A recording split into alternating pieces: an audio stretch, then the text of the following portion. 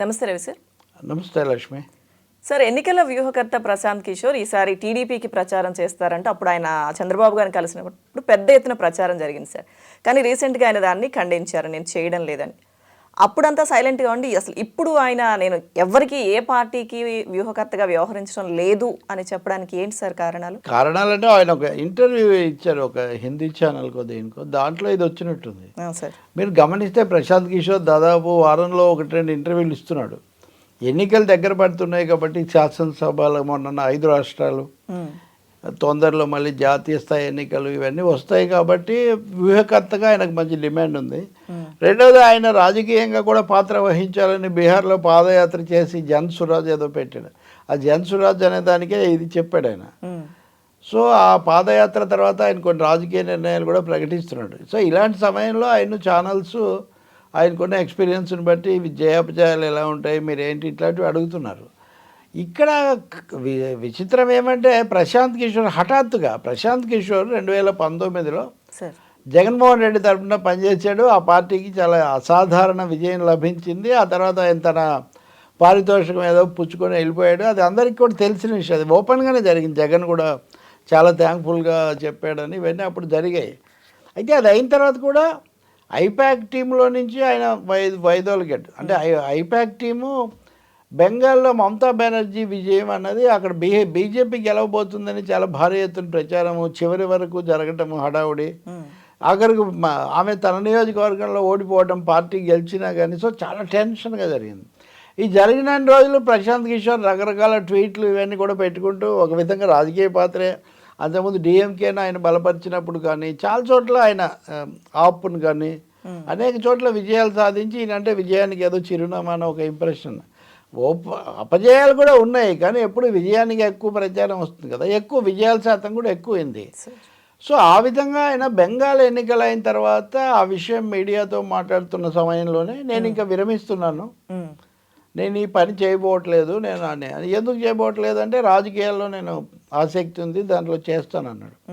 అన్న తర్వాత బీహార్ వెళ్ళాడు. కానీ నిజానికి అంతకుముందు ఆయన బీహార్లో జేడీయూలో చేరి ఉపాధ్యక్షుడై నితీష్ కుమార్తో విభేదించి బయటకు వచ్చాడు. కాంగ్రెస్ పార్టీలో చేరుతాను నేను అని వాళ్ళకు అభ్యర్థన చేసి రకరకాల మంత్రాలు జరిపి ఆ విషయం చర్చించడం కోసం కాంగ్రెస్ ఒక ప్రత్యేకంగా కమిటీని ఫామ్ చేసి చాలా తతంగా జరిగింది.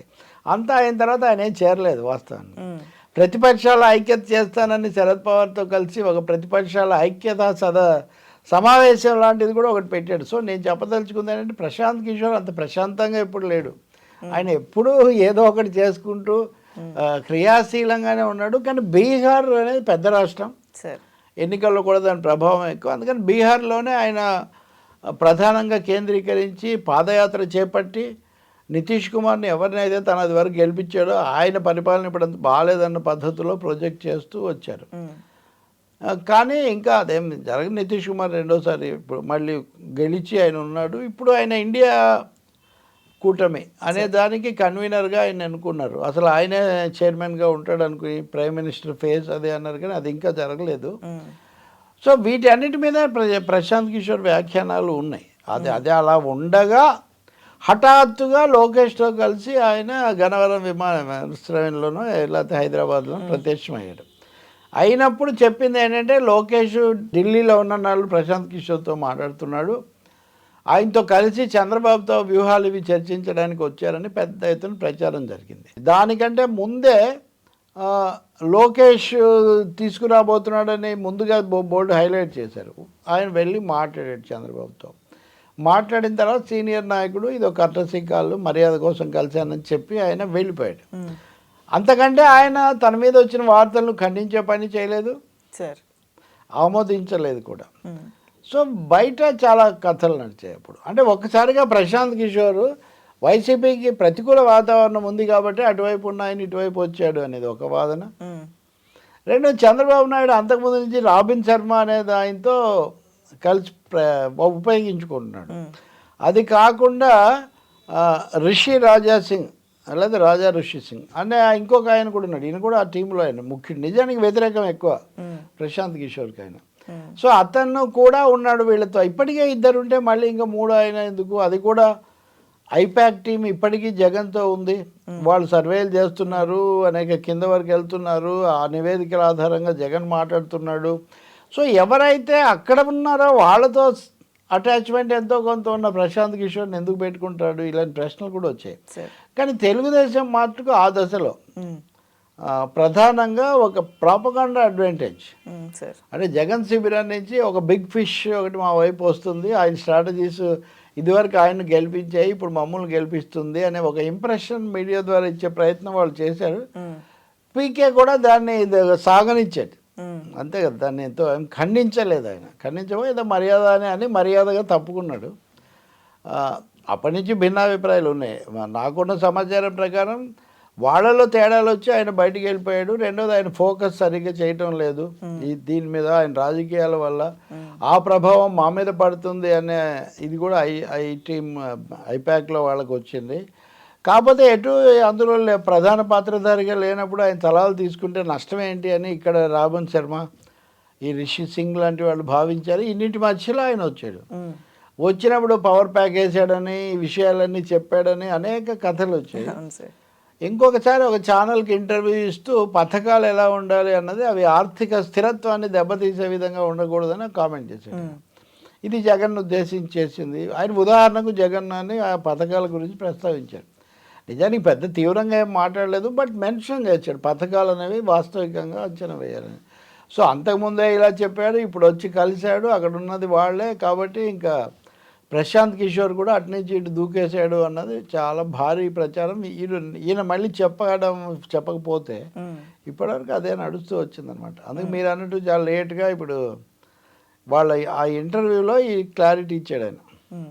అయితే ఆయన గతంలోనే నేను చేయనని చెప్పేశాను ఆ విషయం, అంటే తనకు బాగా తెలిసిన ఒక రాజకీయ నేత వచ్చి ఆ విషయం డైరెక్ట్ చంద్రబాబు గారికి చెప్పమని చెప్పారు. సో దానికే నేను రావాల్సి వచ్చిందంటూ ఈయన చెప్పడం సార్.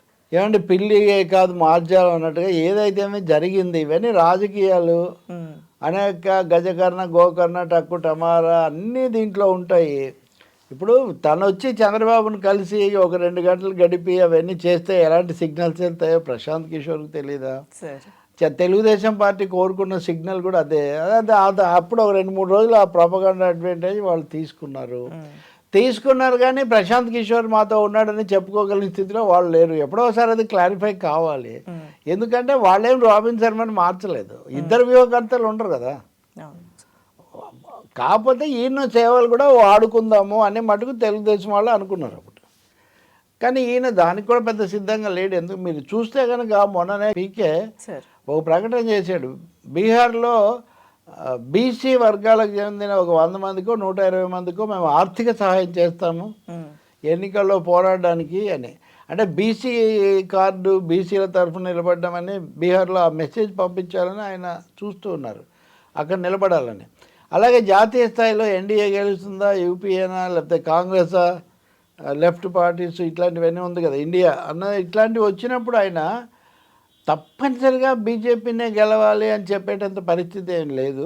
మిగతా వాళ్ళు చాలా తెలివైన ఎత్తుగడలు వ్యూహాలు చేస్తే గెలవచ్చు అని అంటూనే అల్టిమేట్గా అడ్వాంటేజ్ బీజేపీకి ఉంటుందన్న ఒక దీంట్లో చెప్తాడు.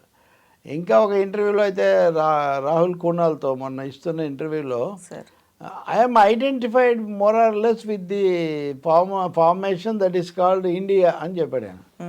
అంటే నేను బీజేపీ వ్యతిరేక కూటమిలో ఉన్నాను, దానికి ప్రతినిధిగా నన్ను చూస్తున్నారు అన్నట్టుగా ఆయన చెప్తాడు. మళ్ళీ ఆయన ఇచ్చే విశ్లేషణలు మటుకు ఒక విధంగా మోదీ గెలవడానికి చాలా అడ్వాంటేజ్ ఉంది, ఈ పద్ధతిలో ఉంటాయి.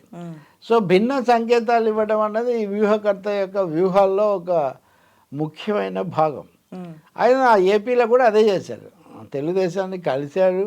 మళ్ళీ దాని నుంచి తనను తాను విడగొట్టుకోకపోతే కుదరదు కాబట్టి ఆయన నిన్న ఇచ్చిన దాంట్లో నిజమే నేను రాలేనని చెప్పాను, కానీ రాలేనని మీరు నాకు చెప్పడం కాకంటే చాలాసార్లు అడుగుతున్నాడంట సీనియర్ నాయకుడు. ఎవరా సీనియర్ నాయకుడు? మళ్ళీ దాని క్వశ్చన్ అరైజెస్. ఆయన బీజేపీ ఎంపీ సీఎం రమేష్ విమానంలో అక్కడికి వచ్చాడు. అంతే కదా, బీజేపీ ఎంపీ దాంట్లో బీజేపీ వాళ్ళు అప్పుడు ఫ్లైట్ అరేంజ్ చేశారు. కాబట్టి ఇందులో ఎవరి ఎత్తుగడ ఏంటి, ఎవరి పాత్ర ఏంటి అనేది మనం ఊహించాల్సిందే. కానీ వాళ్ళు చెప్పిన దాన్ని చెప్పినట్టు ఫేస్ వాల్యూకి తీసుకోవాల్సిన అవసరం లేదు. ఇప్పుడు కూడా టెక్నికల్గా వ్యూహకర్తగా లేడు కాబట్టి ఇంకా అసలు ఒకరితో ఒకరికి ఏమీ టచ్ ఏ ఉండదు అని మనం చెప్పుకోవడానికి కూడా ఏం లేదు. బట్ డెఫినెట్గా ఆ రోజు ఇచ్చిన పిక్చర్ మటుకు ఫ్యాక్ట్ కాదు.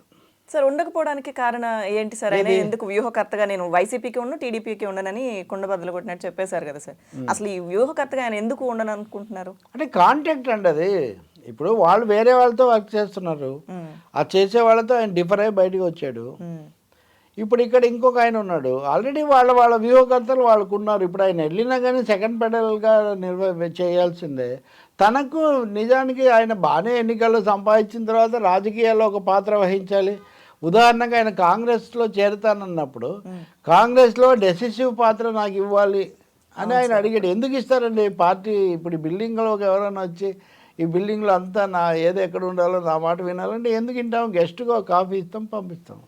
లేకపోతే ఎవరితోనో కాంటాక్ట్ కుదుర్చుంటే ఏ పని ఉందో ఆ పని చేయించుకుంటాం, పంపిస్తాం. So no party is prepare to give such kind of big undertaking or assurance to Prashant Kishor. మొదటిది. ఇంకా రెండో విషయము, వాళ్ళు గెలిచే పక్షంలో ఉండాలనుకుంటారు కదా డెఫినెట్గా. ఇంత హోరాహోరీ పోరాటం జరుగుతున్నప్పుడు, అందులో ఉద్రిక్తంగా కూడా ఉన్నప్పుడు అక్కడ తను దూరంగా ఉంటే మంచిది, తన పాత్ర లేకుండా ఆయన భావించి క్లారిఫికేషన్ ఇచ్చారని మనం అనుకోవాల్సి ఉంటుంది. That doesn't mean I don't have any contact అని చెప్పలేదు కదా.